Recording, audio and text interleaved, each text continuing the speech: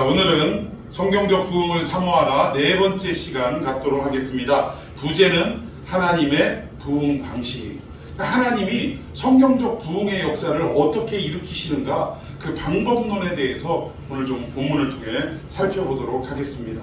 오늘 이 본문 속에 나타난 한 인물을 중심으로 해서 사도행전의 시각이 무엇인가, 즉 성경적 부흥을 일으키는 사도행전적 시각이 무엇인가, 이 부분을 좀 살펴봤으면 좋겠습니다. 여러분, 우리의 대적 사탄 마귀는 사실 그렇게 호락호락한 존재가 아닙니다.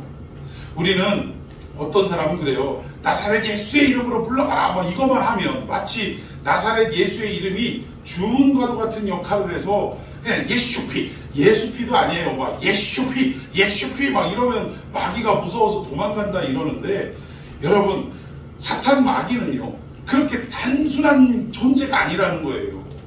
얼마나 지혜가 있고 또 영리한지 하나님의 백성들을 하나님의 품에서 다 무너지고 떨어져 나가게 한 존재가 누굽니까? 사탄 마귀라는 거예요. 여러분, 아담은요 처음에 하나님으로부터 지음 받았을 때 어떤 존재였냐면, 하나님이 만드신 우주 만물을 다 위임권을 누구에게 줬어요? 아담에게 주었어요. 여러분, 모든 짐승들이 와서 이름을 지은 자가 아담인데, 여러분 혹시 이름 지어본 적 있습니까? 애 하나 이름 짓는데도 골머리를 써봐요. 아주 얘 인생이 어떻게 펼쳐가져 갔으면 좋겠는가, 뭐 이런 여러 가지의 소망과 바램, 뭐 이런 것들을 다 안고 고민하면서 그 이름 하나 짓는데 엄청난 시간이 들어갑니다. 그런데 여러분, 모든 생물들이 다 아담 앞으로 나올 때 아담은 그 생물의 이름들을 다 어떻게 했어요? 다 지었다라는 거예요. 여러분, 그것은 지혜가, 하나님의 지혜가 임했다라고 할 수밖에 없습니다. 이름 하나 짓는데도 그 정도인데, 또 그 모든 만물에 대한 통치권이 아담에게 있었다는 거예요. 하나님이 왕이신데 그 왕권을 누구에게 위임을 했느냐? 아담에게 위임을 했다라는 것입니다. 그 정도로 대단한 이 아담이 결국 여자를 통해 미혹한 뱀의 꼬임에 의해 여자도 무너지고 남편 된 아담도 무너지고 말했다. 그러면 이 둘을 무너뜨린 뱀은 얼마나 비사하냐 얘기예요. 우리는 너무 사탄을 단선적이고 단편적으로 이해하더라는 거예요. 그냥 예수피, 나사렛 예수의 이름으로 물러갈지어다, 뭐 이것만 하면 되는 줄 알아요. 근데 여러분, 우리가 예수 그리스도의 그 보혈로 물리치거나 예수 그리스도의 그 이름으로 물리칠 때는 단순히 이것이 어떠한 주문 이런 역할을 하는 게 아니라 우리의 마음속에 뭐가 이미 가득 차 있어야 돼요? 예수 그리스도, 그 능력이 가득 차 있어야 돼요. 그 능력은 무엇으로 가득 차냐? 바로 말씀으로 가득 차게 되는 줄로 믿습니다.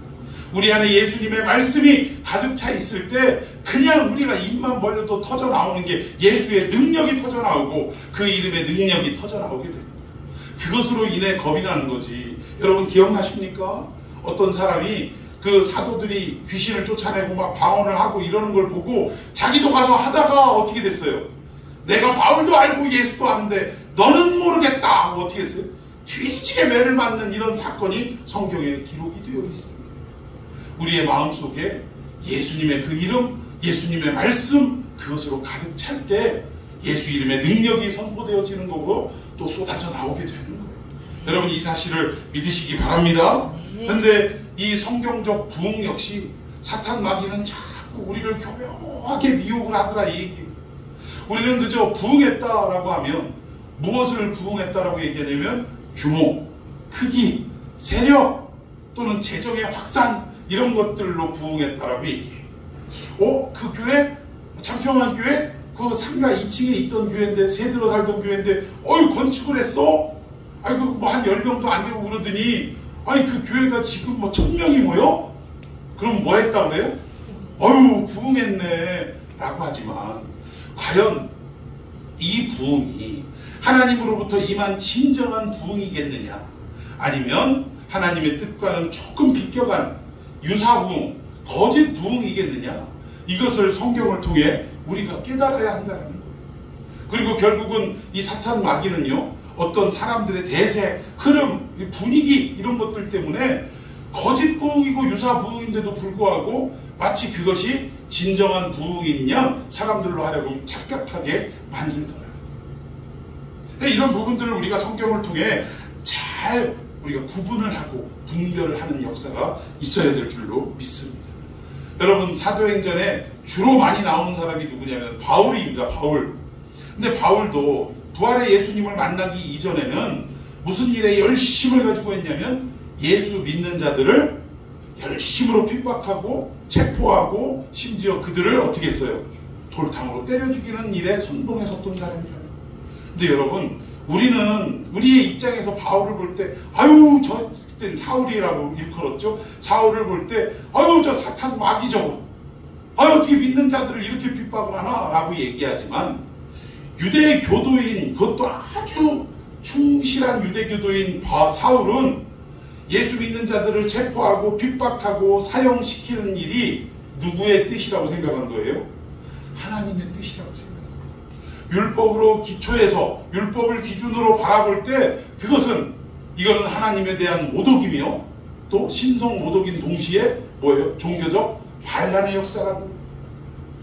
그러니 하나님의 뜻은 이것이 아니다라고 생각하고 누구보다도 열심으로 이 일을 했지만 결국 뭐냐면 하나님의 말씀에 입각해서가 아니라 자기 경험과 자기 중심적 사고를 앞세워서 모든 일들을 하다 보니 결국 뭐만 남냐? 죄만 남게 되더라고요.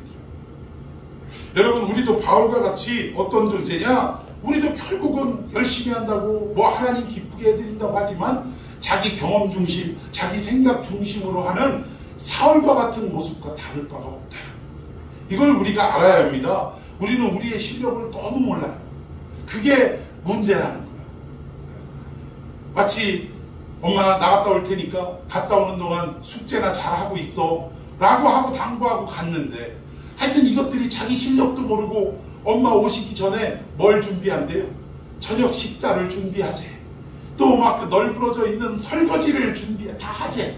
결국 그러다가 어떻게 됩니까? 밀가루 쏟아붓고 기름 여기저기 다 튀기게 만들고 개수대가 그 비누 거품으로 막 여기저기 다 튀기고 집으로 돌아온 엄마가 그 모양을 보고 아이고 그래 엄마 생각해서 니들이 하느라고 고생했다 그럴까요?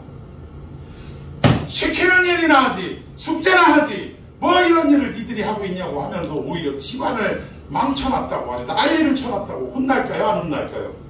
혼나는 거예요. 혼나는 거.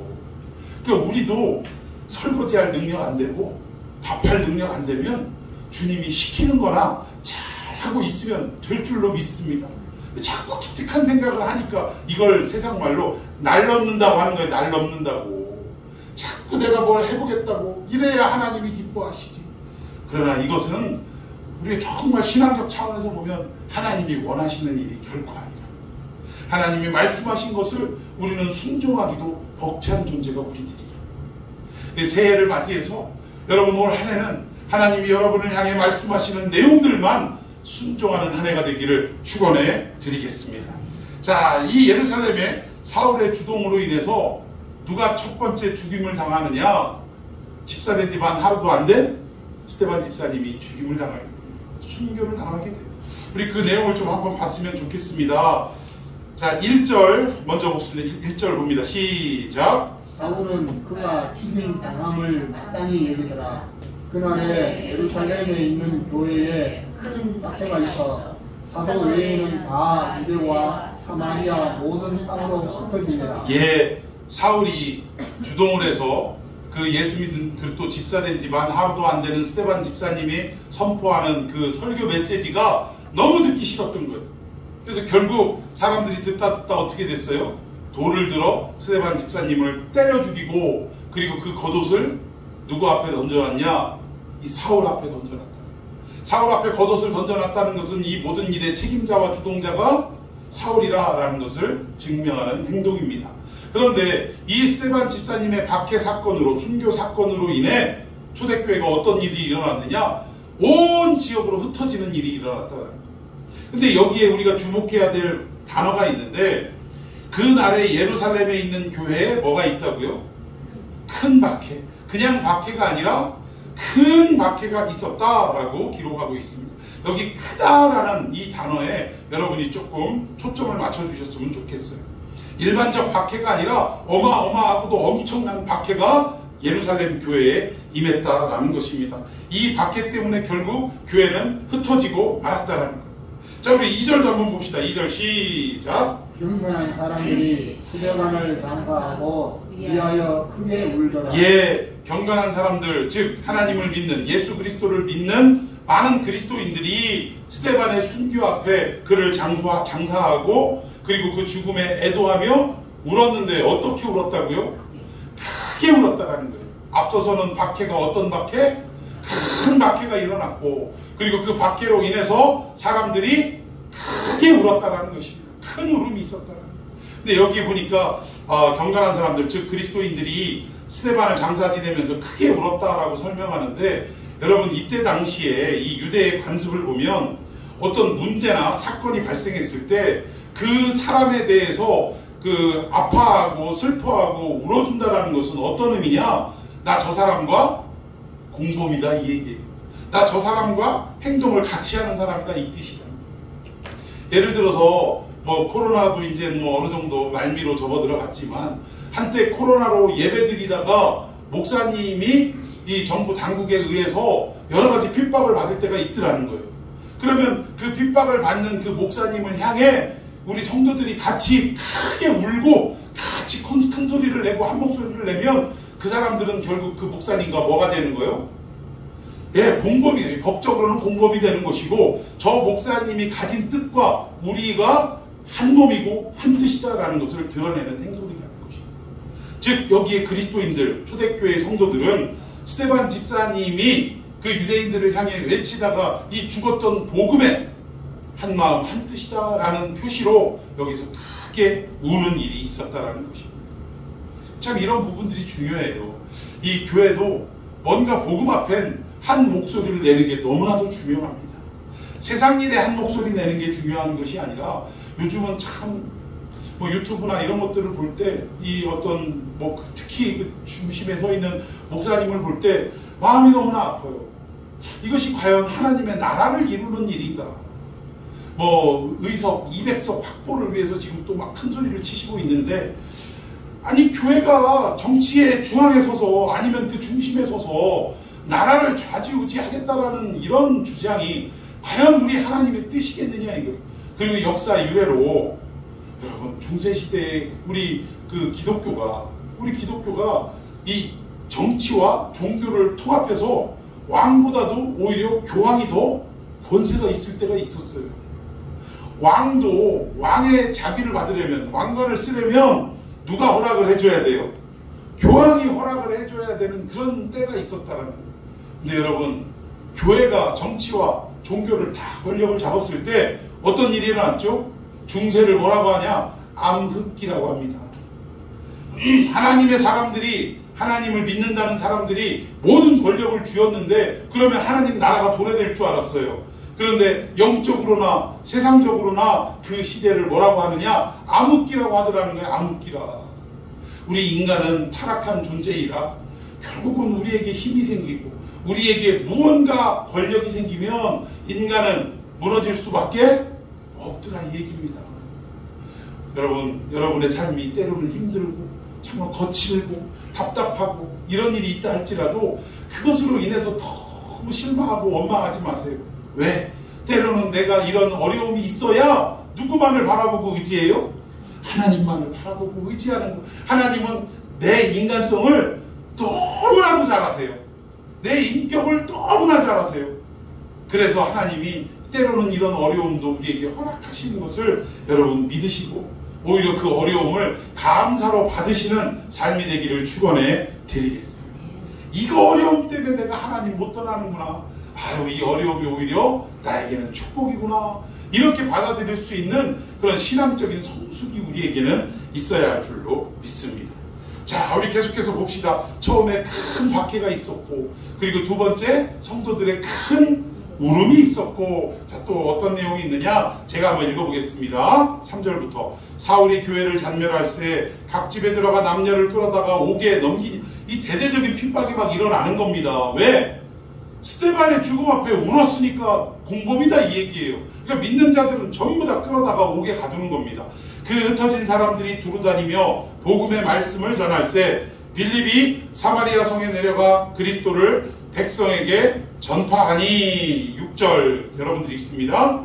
우리가 빌립의 말도 듣고 행하는 표적도 보고 한 마음으로 그가 하는 말을 따르더라. 많은 사람에게 붙었던 더러운 귀신들이 크게 소리를 지르며 나가고 또 많은 중풍병자와 못 걷는 사람이 나으니 8절 그 성에 큰 기쁨이 있더라. 아멘. 큰 박해로 인해 흩어졌어요. 그리고 같이 울었다라는 이유로 체포돼서 옥에 갇히는 이런 박해가 임했습니다. 그런데 이 흩어짐으로 말미암아 빌립이라는 사람을 지금 등장시키는데 이 사람이 가는 곳마다 뭐를 전해요? 복음을 전하는 거예요. 복음을 전해. 근데 성령이 그와 함께함으로 그가 복음을 전하는 그 자리에 놀라운 기적의 역사도 함께 일어났다. 여기에 보니까 그렇죠. 더러운 귀신이 막 소리를 지르고 떠나가고 또 중풍병자와 못 걷는 사람이 막 낫는 기적의 역사가 일어났다는 거예요. 근데 이 일로 인해 그 성, 여기서 성은 사마리아 성을 말합니다. 유대 땅에 있던 예루살렘에 있던 빌립이 도망을 쳐서 흩어져서 사마리아까지 갔다라는 거예요. 근데 참 이 빌립도 대단해요. 유대인들에게 있어서 사마리아는 이방만 또 못한 지역입니다. 그런데 얼마나 다급했는지 어디로도 갔다고요? 사마리아로 갔다고요. 웬만하면 안 가는 길이에요. 오직하면 저 북쪽으로 올라갈 때, 남쪽에 있던 사람들이 북쪽으로 올라갈 때 사마리아를 질러가면 가까운 길인데 그 땅은 타락한 길이고 더러운 길이라고 유대 사람들은 그 사마리아 땅을 밟지 않고 빙 돌아서 갔다는 거예요. 참 이 정도로 사마리아를 싫어했는데 하나님 무슨 뜻이셔서 빌립을 사마리아 땅으로 흩어지게 도망가게 하시고 그 땅에서 복음 증거하다가 귀신이 떠나가고 중풍병자도 낫고 못 걷는 사람도 일어나는 역사를 일으켰더니 그 사마리아 성에 뭐가 있더라? 큰 기쁨이 있더라. 지금 세 가지 수식어 기억하셔야 됩니다. 큰 박해, 큰 울음, 그리고 마지막으로 큰 기쁨. 이것이 하나님이 우리를 이끌어 가시는 영적인 원리다. 우리의 삶에도 큰 박해와 같은 어려움이 찾아오고 또 이와 함께 끝까지 굽히지 않고 우리가 눈물로 기도하고 참아내고 이 일을 포기하지 아니할 때 결국 마지막에는 어떻게 되냐? 큰 기쁨으로 우리에게 허락해 주신다라는 사실입니다. 이 결국 하나님이 당신의 백성들을 이끌어 가시는 영적인 코스라고 얘기할 수 있다. 그러니까 우리는 목적지를 알지 못하고 가는 방향, 가는 어떤 내용들을 알지 못하니까 중간중간에 답답한 일을 만날 때마다 포기하려고 할 때가 있는데 여러분, 우리의 최종 목적지에는 뭐가 기다리고 있냐? 큰 기쁨이 기다리고 있는 줄로 믿습니다. 이걸 믿고 가면 오늘의 어려움도, 오늘의 이 괴로움도 등이 이겨나갈 수 있다는 사실이에요. 자, 그런데 이 다음에 벌어진 일이 이제 문제가 되는 거예요. 자, 오늘 본문으로 넘어가 봅시다. 자, 9절 다 같이 읽습니다. 시작. 그 성에 시몬이라 하는 사람이 전부터 있어 마술을 행하여 사마리아 백성들을 놀라게 하며 자칭 큰 자라 하니. 예, 여기에 시몬이라 이름하는 사람이 살고 있었어요. 근데 이 사람이 어떤 사람인가 봤더니 마술사네요. 자, 우리나라에도 그 마술로 유명한 젊은이가 있더라고요. 몇몇 있더라고요. 그 중에 대표적인 젊은이가 이은결이라는 젊은이에요. 이 이은결이라는 젊은이도 예수님을 믿는 사람입니다. 근데 가끔 한때는 이 마술이 그 어린 아이들에게 어떻게 보면 시각을 이렇게 끌어올 수 있는 역할을 하잖아요. 그래서 이제 여름 성경학교라든가 아니면은 그 주일 교회학교 이럴 때에 이 특별히 선생님이 마술을 배우거나 또는 이 마술을 하는 분들을 초청을 해가지고 아이들을 이렇게 좀 흥미를 유발하고 또 아이들의 시선을 좀 집중하기 위해서 이런 일들을 하는 교회들이 있었어요. 근데 일부 조금 뭐라고 할까 아주 그냥 극단적으로 생각하시는 목사님들은 마술은 속임수다. 그래서 눈속임이잖아요. 마술은 속임수다. 어떻게 애들한테 눈속임으로 그렇게 교회에서 가르쳐 줄 수 있냐? 이거 안 된다. 이래가지고 마술하고 이러는 걸 막 극렬하게 반대하는 목사님들이 있더라고요. 근데 여러분, 우리가 이 마술을 속임수라고 막 매도할 게 아니라 이거는 좀 뭐라고 할까요? 유희의 테크닉 정도 또는 어떤 그 손기술 뭐 이런 거 정도로 또 어떤 마술사는 이 마술은 과학이 안에 들어가 있다고 하더라고요. 그러니까 과학적 원리가 그 안에 들어가서 사람이 어떻게 보면 착각하게 만드는 눈속임이라고 할 수 있겠죠. 뭐 이런 원리가 있다라고 얘기하는데 우리 그 정도로 생각했으면 좋겠어요.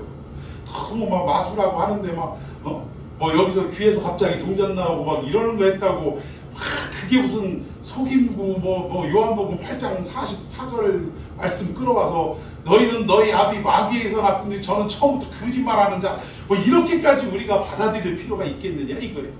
근데 아무튼 여기에도 이 마술사가 시몬이라는 사람이 나오는데 여기 이 마술사는 이은결이나 이런 요즘 행하는 마술과는 차원이 다른 마술이에요. 어떤 마술을 말하느냐, 악령의 힘을 빌려서 어떤 신비한 현상을 나타내고 일으키는 이런 사람들을 당시에 마술사라고 했다라는 거예요. 여러분 우리나라도 불과 몇십 년 전에 시골 같은 데서는 누가 아파요. 아프면 병원으로 데려가야 되는데 병원이 있어야지. 그럼 누구 데려와요? 무당 데려오잖아요. 무당. 그래서 무당이 굿하고 이러는 것처럼 그 우리네 무당과 같은 사람이 누구냐? 마술사다라고 이야기할 수 있습니다. 그러니까 지금의 마술사와는 좀 차원이 다른 거예요. 악령에 붙들려서 어떤 악령의 힘을 빌어서 그 힘으로 돈벌이 하는 사람이 마술사다. 무당과 다를 바 없죠? 무당도 어때요? 악령의 힘을 빌려 구판을 벌리고 부적을 써주고 또 점괘를 맞춰서 돈을 버는 거잖아요. 그러니까 이런 것과 다를 바가 없다라는 것입니다. 근데 이 사람이요, 이 사마리아 성에 예전부터 있었던 사람이고 오래 살았던 사람인 것 같아요. 흔히 얘기하는 토박이인 것 같아요. 근데 이 사람이 그 마술 때문에 주변 사람들이 다 어때요? 놀랬다라는 거, 그리고 이 사람을 다 떠받드는 그러한 상황이었다라는 것입니다. 그래서 이 시몬이라는 마술사가 뜨면 마치 옛날 교회 목사님이 동네에 나타나면 아이고 믿는 사람이든 안 믿는 사람이든 아이고 목사님 안녕하세요 라고 그 목사에 대한 존중을 해주는 것처럼, 근데 요즘은 목사라고 하면 위아래를 훑어 까더라고. 목사요? 하고 위아래를 훑어보더라고요. 너무 부끄러워요 제가. 근데 어쨌든 이 마술사 시몬도 그 마을에서 아주 큰 자로 대접을 받고 있는 그런 상황이었던 것 같습니다. 그런데 이런 마을에 하나님의 사람 빌립이 찾아가서 복음을 전하고 놀라운 기적의 역사가 일으키는 가운데 놀라운 변화가 일어났어요. 자, 우리 13절 한번 볼까요? 13절 시작. 시몬도 믿고 세례를 받은 후에 전심으로 빌립을 따라다니며 그 나타나는 표적과 큰 능력을 보고 놀라니라. 예, 여기 보니까 시몬이 빌립의 놀라운 말씀과 능력을 보고 어떻게 된 것 같아요? 막 회개하고 세례받고 전심으로 빌립을 따랐다. 이 개종한 것처럼 여러분 오해하는데 사실 여기에 이 회개하고 따라다녔다는 의미가 아니라 다른 의미를 내포하고 있다는 거예요. 여러분 11절도 한번 볼까요? 자, 11절 시작. 오랫동안 그 마술에 놀라심으로 그들이 빠르더니. 예, 이 시몬은 오랫동안 마술사로서 그 지역에 살면서 사람들이 놀랬고, 그리고 사람들이 누구를 따랐다고요? 시몬을 따랐다. 그러니까 시몬이 최고였다라는 거예요. 아프면 시몬 찾아가고, 문제가 생기면 시몬 찾아가고, 사업이 부도나면 뭐 위기가 생기면 시몬 찾아가고 이랬던 상황이었다라는 거죠. 그런데 이 상황 속에 빌립이 찾아와서 시몬보다 더 큰 능력과 더 좋은 말씀을 선포하니까 뭔가 그 시대적 분위기가 뒤바뀌어요? 안 바뀌어요? 뒤바뀌기 시작했다라는 것입니다. 자, 그런데 이 13절에 시몬이 믿고 세례를 받았다, 이거는 단순히 그 하나님의 복음, 그리스도의 복음에 매료되고 또 회개가 되고 자기의 삶을 온전히 주님께 맡기는 이런 어떤 역사로 생각할 게 아니라, 나의 힘으로 인해서 그동안 백성들이 나를 따르고 존중했는데 지금은 나보다 누가 더 세진 거예요? 빌립이 더 세진 거예요. 그러니까 이 빌립의 큰 힘을 내가 좀 어떻게 배워야겠다. 그래서 나도 좀 저만큼 능력이 있어야겠다. 이 생각으로 지금 부지런히 빌립을 쫓아다니기 시작했다. 그 뜻이다. 그러니까 전혀 신앙적으로 개종하고 뒤바뀌어진 게 아니라 빌립이 행하는 모든 역사들을 나도 좀 행하고 싶다. 그러니까 더 큰 마술사가 되고 싶다라는 그 욕심이 저변에 깔려 있다라는 것입니다. 자, 우리 14절 한번 봅시다. 14절 시작. 예루살렘에 있는 사도들이 사마리아로 하나님의 말씀을 받았다 함을 듣고 베드로와 요한을 보내매. 예, 사마리아? 거기에는 하나님이 임할 수가 없지. 성령이 역사할 수가 없지 하는 그런 땅에 사람들이 복음을 듣고 개종을 하고 또 주의 종을 따라 섬기는 역사가 일어났다라는 소문이 예루살렘 본교회까지 들리게 된 거예요. 그래서 이게 본교회에서 이제는 회의를 한 거예요. 아니 그럴 수가 있을까? 아니 사마리아 저 짐승만도 못한 저런 인간들 가운데 성령님이 임하셨을까? 한번 직접 우리 눈으로 확인해 봐야겠다 해서 베드로와 요한이 그 사마리아 현장에 방문을 하게 되었다라는 것입니다. 참 오죽하면 개돼지만 또 못하게 취급하던 그 땅에 하나님의 말씀이 선포되어지고 개종하는 역사가 일어났다니 이건 믿을 수가 없는 일이죠. 자, 그 내용을 좀 봅시다. 자, 15절 그들이 내려가서 그들을 위하여 성령 받기를 기도하니 이는 아직 한 사람에게도 성령 내리신 일이 없고 오직 주 예수의 이름으로 세례만 받을 뿐이더라. 지금 사마리아의 상황이 이렇다라는 거예요. 성령 내리신 일이 없다라는 거예요. 한 사람도 성령 받은 일이 없고 오직 주 예수의 이름으로 세례만 받고 있는 상황이었다라는 것을 지금 설명하는 것입니다. 이에 두 사도가 베드로와 요한을 말하겠죠. 두 사도가 그들에게 안수하며 그 두 사도가 사마리아에 와서 사람들에게 안수하니까 그제서야 뭐가 임하더라? 성령이 임하더라. 성령을 받는지라. 자, 18절 19절 여러분 읽습니다. 시작. 시몬이 사도들의 안수로 성령 받는 것을 보고 돈을 들여 예, 여기 보니까 여기 성령이 임재하고 막 놀라운 역사가 일어나는 것을 시몬이 딱 보니까 열심히 빌립을 따랐고 개종한 것 같았는데 세례도 받은 것 같은데 근데 이내 그 성령 역사를 보고 뭐를 드려? 헌금을 했으면 헌금을 하여 뭐 이렇게 표현했겠죠. 돈을 들여 그 돈으로 이 능력을 사고 싶었던 거예요. 자, 19절도 읽어봅시다. 시작. 이르되 이 권능을 내게도 주어 누구든지 내가 안수하는 사람은 성령을 받게 하여 주소서 하니. 이거 보세요. 돈 주고 이 능력을 내가 사서 나도 사도들처럼 누구든지 손만 얹으면 성령 받는 역사가 일어나게 해주십시오. 근데 여기서 성령 받는다는 것은 진짜 성령 받는데 초점, 이건 이해하지도 못해. 이 사람은 뭘 보고 나타나냐. 아까 귀신이 떠나가고 중풍병자가 나음을 입고 걷지 못하는 자가 일어나는 역사를 봤는데 이게 성령이 임해야 이게 이렇게 되는구나 생각하고 성령 이꼴 기적 이렇게 판단을 하는 거예요. 그래서 돈을 들여서 나도 이 능력을 얻게 해서 내가 손을 얹기만 하면 여기에 성령인을 받게 해달라. 이 말은 뭐예요? 귀신이 떠나가고 중풍병자가 낫고 걷지 못하는 자가 일어나 걷는 역사가 막 기적이 일어나게 해주십시오. 그러니까 사실은 복음보다 하나님 본질보다 뭐에도 관심이 있냐면 초능력에도 관심이 있었다. 우리 속담에 제사보다 제밥에 관심이 있는 사람이 바로 시몬이었다라고 우리가 추정해 볼 수 있다. 재미있는 건 시몬이라는 이름이요. 제가 한번 찾아봤어요. 이 시몬 헬라어로 이렇게 기록을 하는데 물론 사람의 이름 고유명사로도 쓰여지는데 그 이름의 뜻이 어떤 뜻도 있더라? 성직매매라는 뜻도 있더라. 근데 그렇다고 뭐 여기 나오는 시몬이 성직을 매매했다고 그러는 건 아니고 여러분 우리 예수님의 수제자라고 일컫는 베드로 원래 본명이 뭐죠? 베드로의 본명이 요한의 아들 시몬아. 이게 그 사람도 시몬이에요. 그러니까 이제 모든 것을 뭐 다 시몬이라고 해서 성직매매하는 사람이다 라고 말할 수는 없지만 오늘 사도행전에 나오는 마술사 시몬은 어찌 보면 그 이름의 뜻에 있는 것처럼 삶을 그렇게 살아갔다라는 설명을 드릴 수가 있다라는 것입니다. 자, 우리 20절로 넘어가 봅시다. 베드로가 이르되 내가 하나님의 선물을 돈 주고 살 줄로 생각하였으니 내 은과 네가 함께 망할지어다. 베드로 얼마나 화가 났겠어요.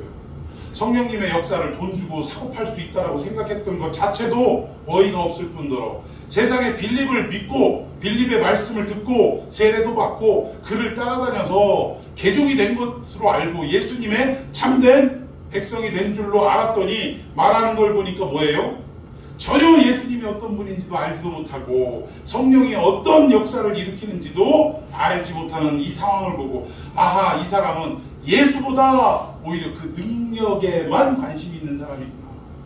이걸 깨달은 다음에 네 은과 네가 함께 망할지어다 라는 저주를 내립니다. 근데 여러분 베드로도요 참 많이 바뀌었다는 게 느껴지는 게 한 번 수틀리면 그냥 저주하고 끝나는 사람일 줄 알았는데 많이 변했더라고요. 또 그런 시몬에게 기회를 주더라고요. 기회. 우리 다음 구절도 한번 읽어봅시다. 자, 하나님 앞에서 내 마음이 바르지 못하니 이 도에는, 복음을 얘기하는 거죠. 이 도에는 내가 관계도 없고 분깃될 것도 없느니라. 너는 이 말씀하고 상관도 없는 인간이고, 그리고 이 말씀의 복도 이 능력도 너하고는 상관이 없다. 분깃도 없다. 너한테 줄 게 없다, 이 얘기죠. 자, 22절에 그러므로 너의 이 악함을 회개하고, 기회를 주는 거예요, 안 주는 거예요? 너 이렇게 못된 짓 했으니 지금이라도 회개하고 주께 기도하라. 혹 마음에 품은 것을 사하여 주시리라. 제사보다 제밥에 욕심이 있고 관심이 있는 이 시몬에게 지금이라도 그 마음을 회개하고 주께 기도하면 주님이 사하여 주시리라, 용서해 주시리라 말씀을 하고 이렇게 기회를 주고 있다는 거예요. 근데 이 기회를 얻은 시몬 어떻게 되는가? 자, 23절, 24절 시작. 내가 보니 너는 악독이 가득하며 우리의 메인바 되었도다.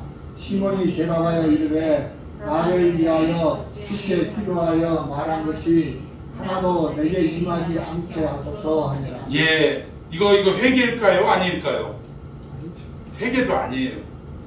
정말 자기가 잘못한 것을 뉘우치고 하나님 앞에 자기의 모습, 있는 모습 그대로를 드리는 것이 아니라 나에게 이 무거운 벌만 내리지 않게 해달라, 그 얘기예요. 어떻게 해서든 나한테 이 저주가 임하지만 않게 해주십시오. 하여튼 상황만 보고 모면하려고 하는 그런 모습이라는 것입니다. 근데 결국 이 시몬은 하나님의 말씀을 듣고 개종을 하고 회개하고 그리고 그만을 쫓은, 빌립을 쫓았던 이러한 사람이 아니라 결국은 하나님의 능력, 성령의 능력만 관심이 있고 그것을 내 것으로 만들고자 하는 욕심에 사로잡힌 사람이었다라는 것을 알 수가 있다라는 거예요. 그런데 이제 여기까지의 이 사건을 딱 뒤로 하고 하나님께서 이상한 부흥의 역사를 시작하십니다. 자, 그 내용을 한번 봤으면 좋겠어요. 자, 25절 제가 읽습니다. 두 사도가, 즉 베드로와 요한을 말합니다. 두 사도가 주의 말씀을 증언하여 말한 후에, 복음을 선포한 후에 예루살렘으로 돌아갈새 사마리아인의 여러 마을에서 복음을 전하니라. 돌아가면서도 들리는 곳마다 그리스도의 복음을 전파하며 돌아갔다. 자, 26절 봅시다. 시작. 주의 사자가 빌립에게 말하여 이르되 일어나서 남쪽으로 향하여 예루살렘에서 가사로 내려가는 길까지 가라 하니 그 길은 광야라. 예, 두 사도까지 와서 사마리아 지역이 완전히 복음화됐어요. 하나님의 능력을 다 경험하고 목격했습니다.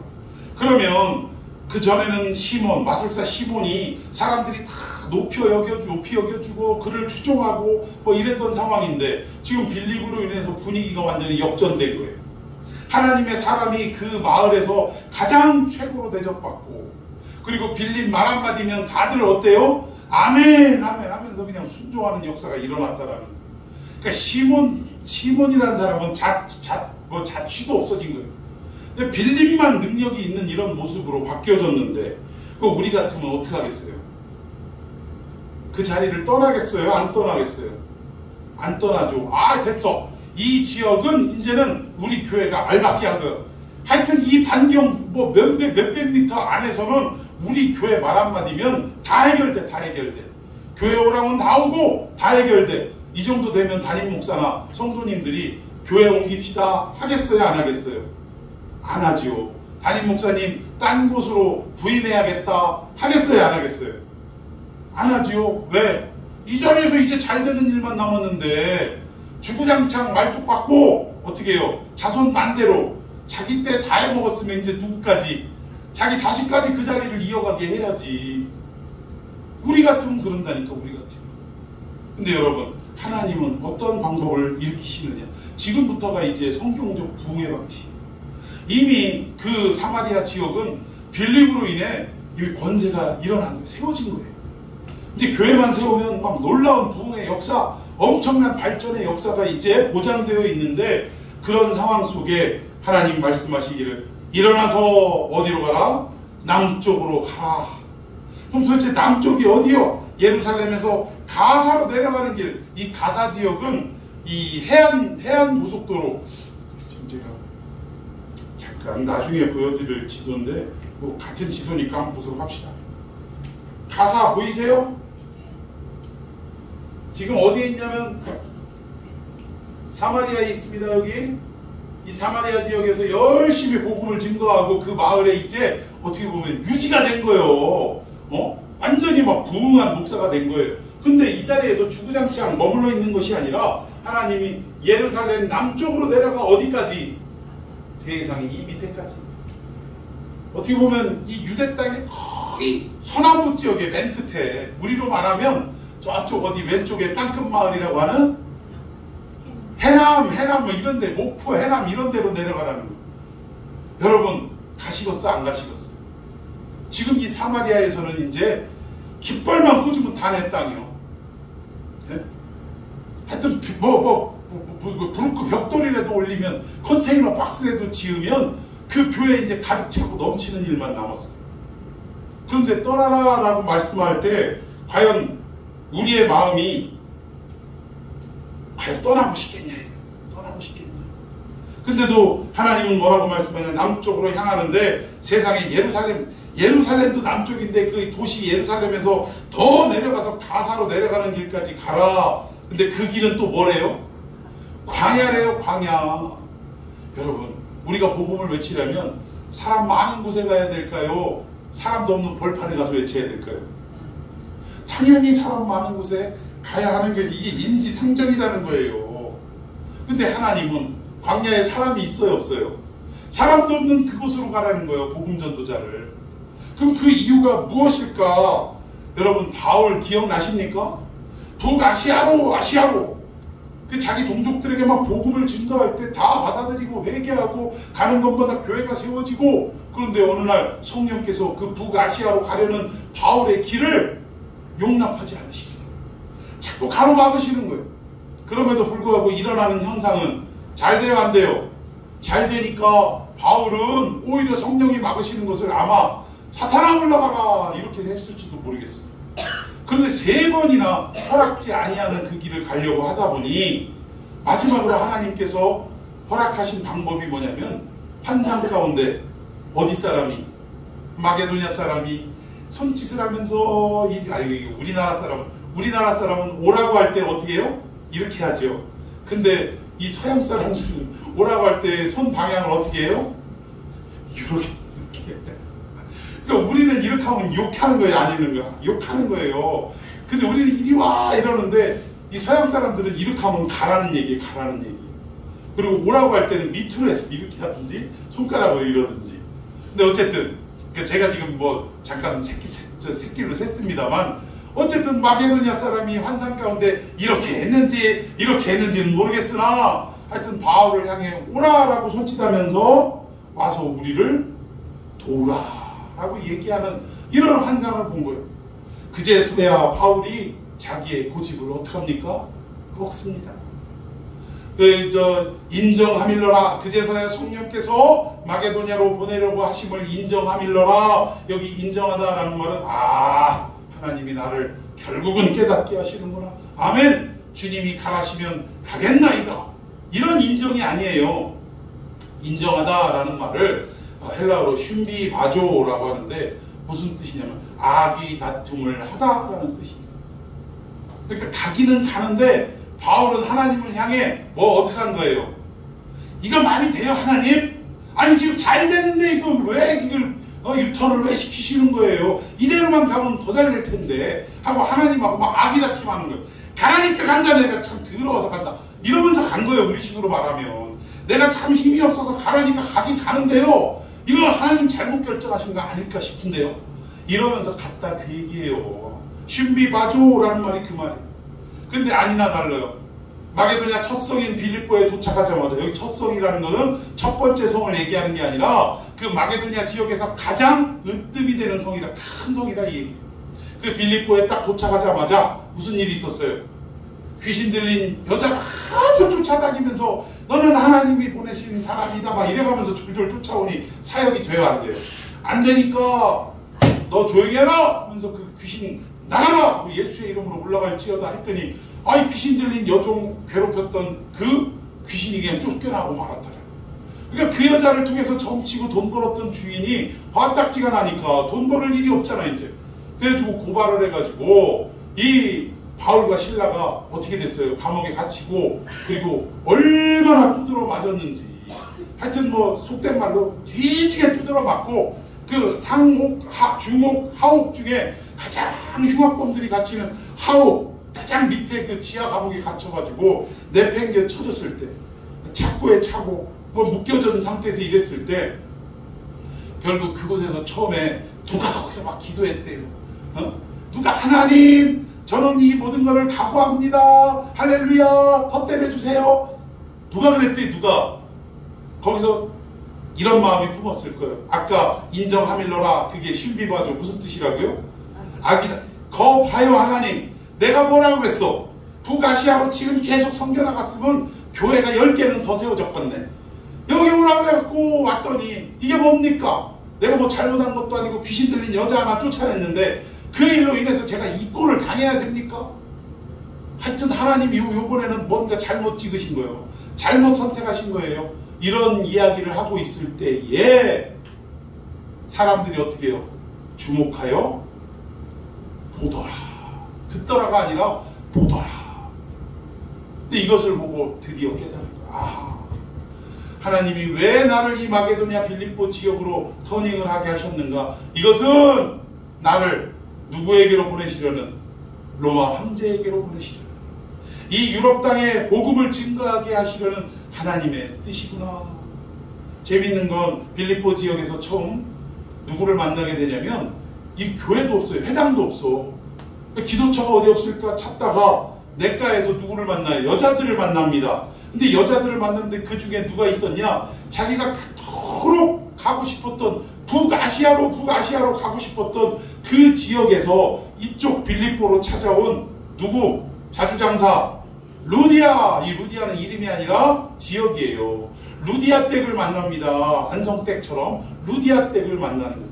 자기가 그토록 가고 싶었던 북아시아 지역 출신인 루디아를 만나서 이거 참 하나님의 아주 신비하고 오묘한 역사예요. 그 북아시아 지역의 루디아를 만나서 그곳에 루디아의 집에 뭐가 세워져요? 교회가 세워져요. 이 하나님의 역사입니다. 결국 그 빌미로에서 이 유럽 지역의 복음이 마게도냐 지역의 복음이 전파되고 마침내 자기는 누구 앞에 서게 된다? 황제 앞에. 이 세상의 중심인 황제 앞에 서서 담대하게 그리스도의 복음을 외치고 자기는 죽게 될 것을 직감했다. 여러분 이런 겁니다. 결국은 우리는 사람이 많은 광장이나 도시나 궁궐로 가서 외쳐야 된다고 생각하지만 하나님은 희한하게 이 바울처럼 북아시아로 가면 더 잘 텐데 아무도 알아주지 않는 마게도냐로 터닝을 시켰던 것처럼 오늘 이 빌립을 궁궐이나 도시로 보내시지 않고 어디로? 광야로 보내셨다는 이 말은 뭐냐? 하나님은요 많은 사람을 물론 복음 전파에서 돌이키게 하는 것 중요하죠. 근데 하나님의 관심은 대중이나 군중에게 있는 게 아니라 한 사람에게 있는 것을 믿으시기 바랍니다. 그 한 사람 찾기 운동이 바로 하나님의 복음 운동이라는 사실. 우리는 막 저 광장에 가서 막 마이크 들고 막 외치면 이러면 뭔가가 막 변화되어지고 이럴 줄 아는데 아니라는 거예요. 하나님은 그 사마리아를 뒤집었던 이 빌립을 결국은 저 남쪽 광야로 가사 지역으로 보내셔서 그곳에서 누군가를 만나게 하시더라는 것입니다. 참 이렇게 비현실적으로 우리를 인도하시니까 우리가 미치겠는 거예요. 우리 생각대로 좀 해주시면 좋은데 전혀 다른 방식으로 역사하니까 너무나 답답하더라 이 얘기.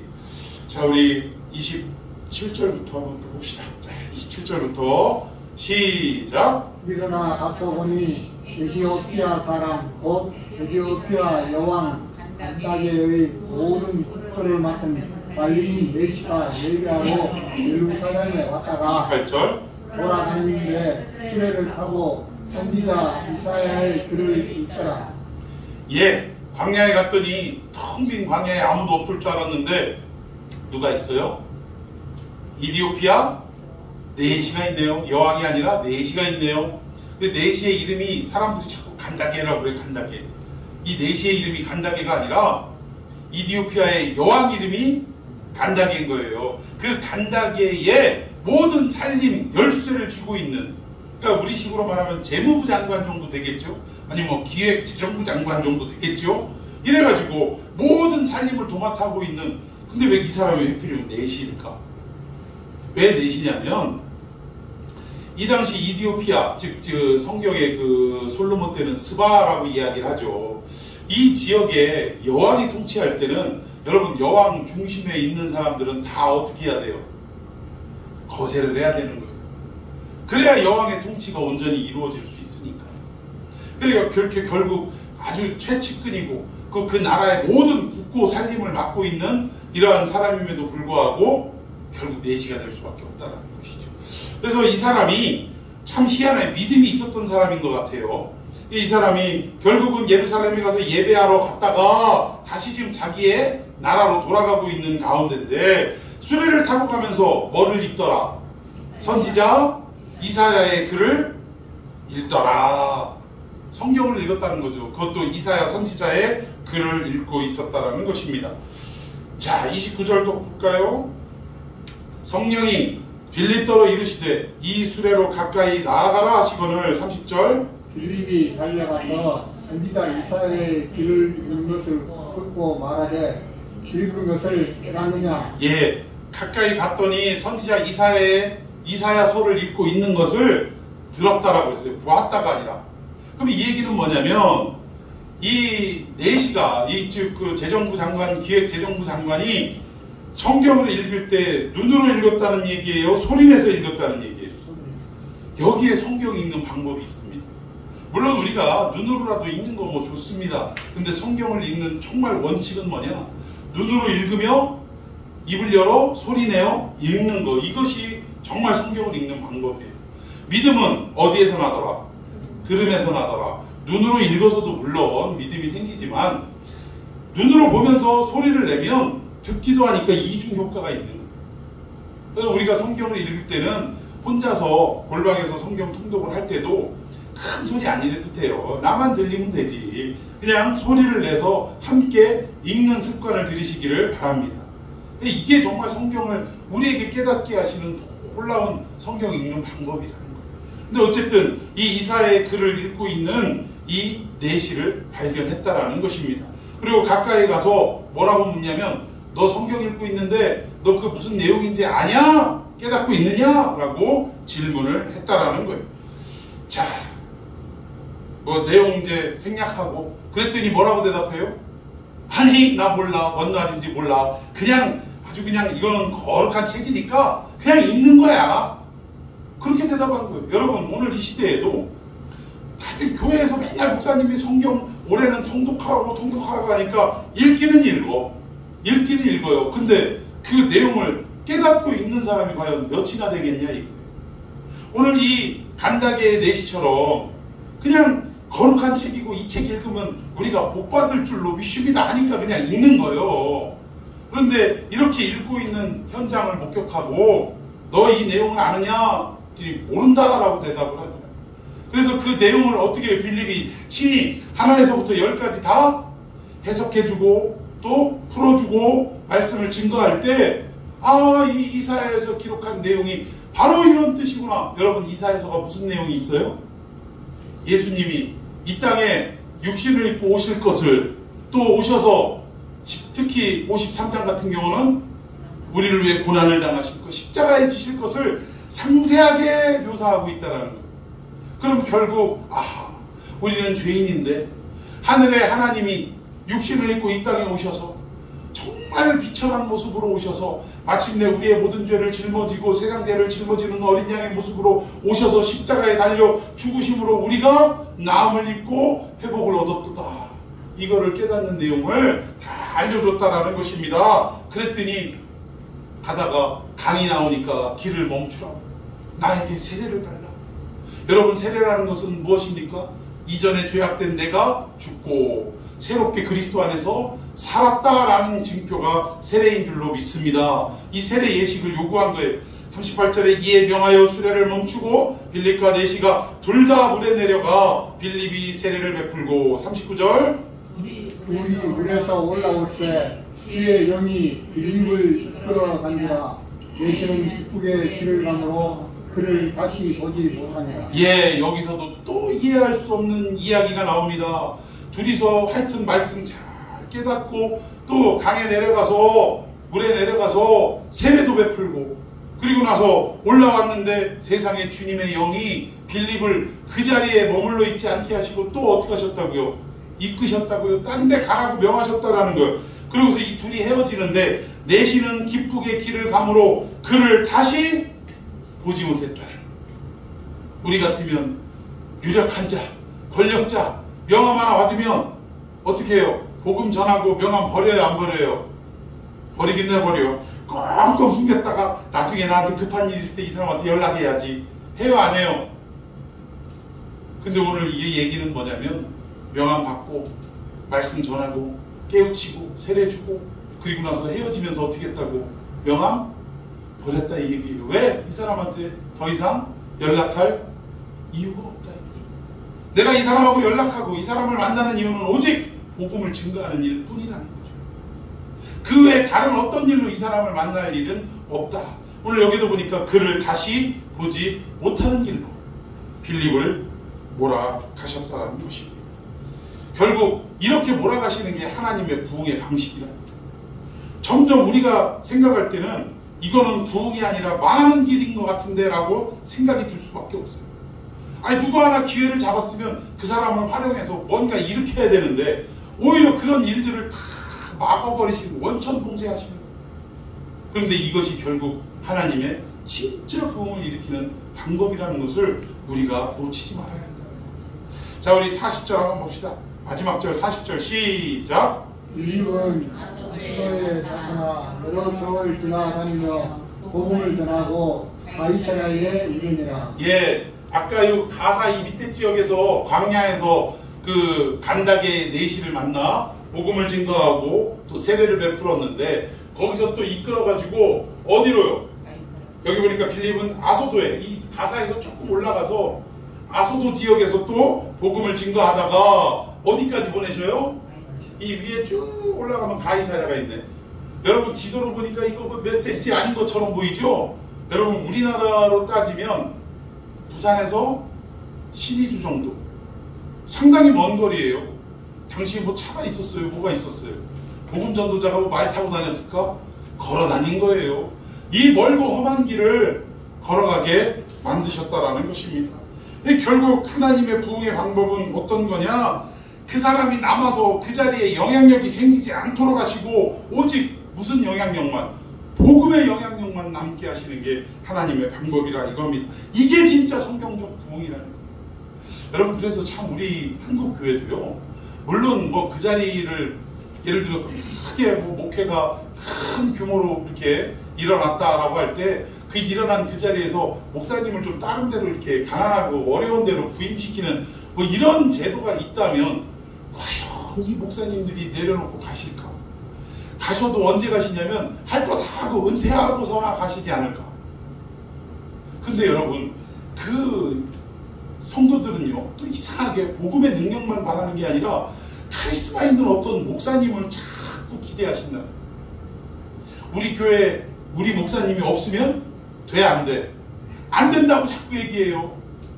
어디 딴 데 가신다고 하면 안 됩니다 목사님 없으면 우리 교회 어떻게 하라고요?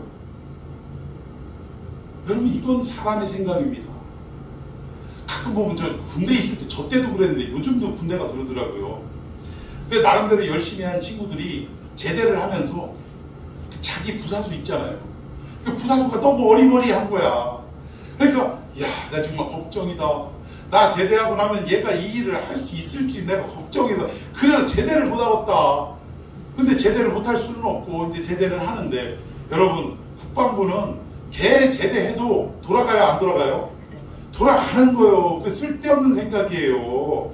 너 하나 없어도 국방부는 잘 돌아가. 마찬가지로 그 사람 없어도 영향력 있다는 사람, 능력 있다는 사람, 그 목사 하나 없어도 하나님의 나라는, 하나님의 교회는 돌아가요 안 돌아가요?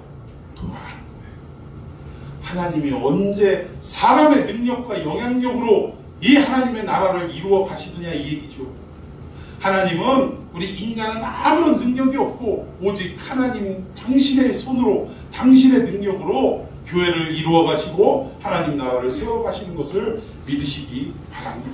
그러니까 우리가 불신앙이라는 거예요. 이게 뭐가 없으면 예를 들어 교회에 어떤 큰 헌금 많이 하는 장로님, 부자 장로님이 있는데 부자 장로님이 어디 딴 데로 간다 그러면 안 된다고 장로님이 교회를 떠나시면 우리 교회에 어떡하냐고 뭘 어떻게 해요. 여태까지 그러면 그 장로 돈으로 교회가 세워졌다는 얘기인가요? 아닙니다. 하나님은 하나님의 방법대로 다 역사하실 줄로 믿으시기를 바랍니다. 그래서 결국 빌립의 모든 행동을 보면 항상 수동적이었다는 거예요. 하나님이 명하시는 대로 이끄시는 대로 이끌림을 받는 그러한 삶이었다라는 것입니다. 그리고 가라 하면 떠나가고 있으라 하면 있는, 그래서 결국 빌립의 능력이 아니라 복음의 영향력만 남는 이러한 모습을 보여주었다라는 거예요. 여러분 오늘 이 빌립의 하나님이 역사하신 모습을 통해 우리도 좀 결단해야 될 것은 이제는 내가 아니라 주님이 드러나는 삶이 되게 하여 주옵소서. 그리고 사역이 아니라 이 일을 하는데 누가 없으면 안 돼. 사역이 아니라 뭐가 남아야 되냐? 사람이 남아야 돼. 믿습니까? 선교 갔다 오고 이거 다 중요해요. 선교 갔다 와서 서로 싸우고 막 난리가 났어. 제가 언제 얘기했잖아요. 목사님, 사모님이 그랑 장로부인 권사님이랑 먹을 거 던져주는 거 예배 때 던져주는 일 때문에 교회에 와가지고 목사님까지 치리 이래버리니까 결국 그 목사님, 그 장로님과 그 권사님이 교회를 나가시고 또 그 장로님 따라다니는 사람들도 막 교회 같이 동조해갖고 안 나오고. 여러분 이게 무슨 의미가 있어요? 선교 그 행위 자체도 중요하지만 선교 갔다 오면 오히려 뭐가 남아야 된다? 사람이 남아야 돼. 사람이. 함께 했던 동역자들이 더 뭉쳐지고 또 그리스도의 나라를 위해 힘쓰고 애쓰는 역사가 일어나야 한다는 것입니다. 여기에 더욱더 초점을 두는 이 2023년도 이 새해가 되기를 예수님의 이름으로 축원해 드리겠습니다. 이 말씀 붙들고 기도합시다. 하나님, 우리 교회가 비록 또는 우리의 사업과 우리의 가정이 비록 너무나도 연약하고 어렵지만 그럼에도 불구하고 하나님, 이것이 우리의 힘으로 이루어지는 것이 아니고 우리의 영향력과 우리의 계획으로 이루어지는 것이 아니라 오직 하나님의 손끝에 달린 일임을 우리는 믿습니다. 이제는 일의 모든 삶에 내가 중심이 아니라 하나님이 중심되게 하시고 또 사역만 귀중히 여기는 것이 아니라 사람을 더 귀중히 여기는 이러한 삶이 우리 가운데 나타나게 하시고 우리 교회 가운데 이루어지게 해달라고 우리 주님의 이름을 뜨겁게 부르며 함께 기도합니다.